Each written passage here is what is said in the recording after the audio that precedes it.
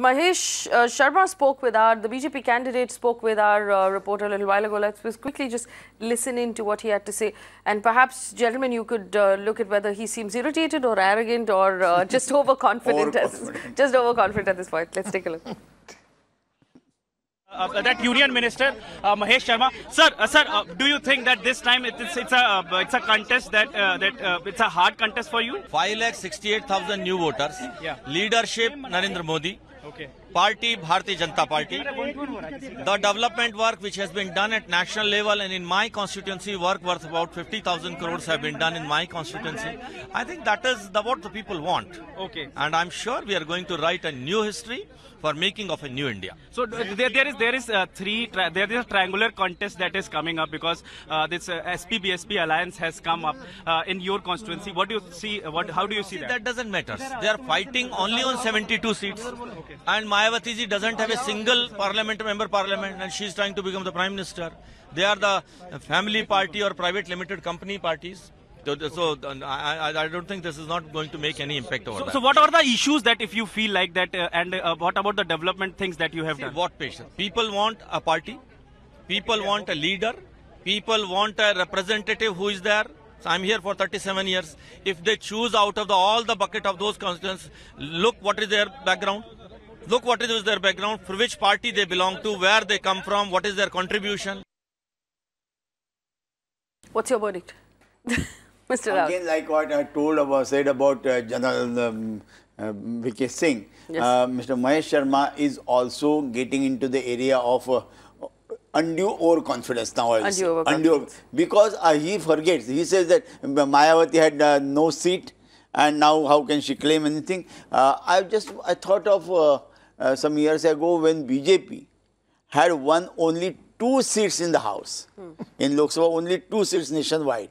But then they became the ruling party, and absolute ruling party. Yeah. So history doesn't remain the same. I think Mahesh Sharma forgets that perhaps he's talking about only today and not tomorrow.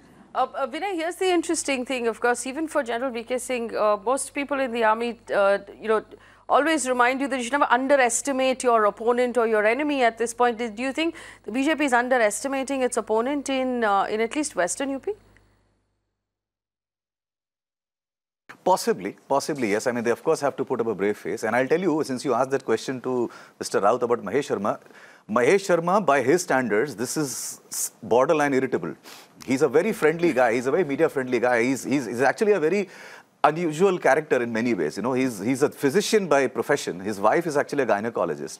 And I'll tell you, in people who've lived this part of the country, he started off with a very small nursing home, and today he's got a chain of big hospitals all across Noida and Greater Noida. In fact, his hospitals are the default referral hospital for the entire Noida, Greater Noida police. So if ever there is an accident that happens here, the police takes the victim straight to Kailash Hospital, not to any other government hospital.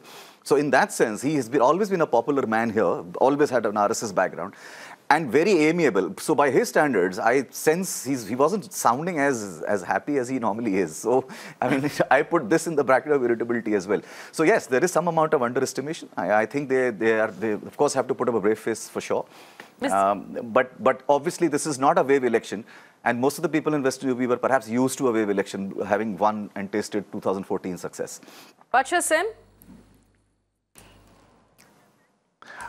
Faye, this is, as Vinay has pointed out, at one level, you look at it at macro level, it's one way. This is a classic case where micro level problems are taking place.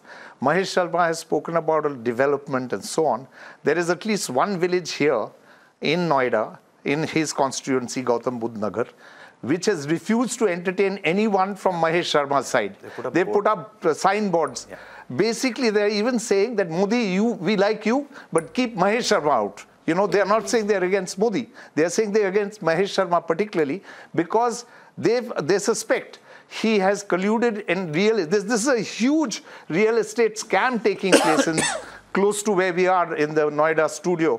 And the Supreme Court has been forced to intervene where people have paid money and not got their their flats or whatever it is on the one side. And on the other side, farmers have been deprived of their land without getting the full compensation. So there is anger against Mahesh Sharma. He's a nice guy in many ways. He runs a chain of hospitals.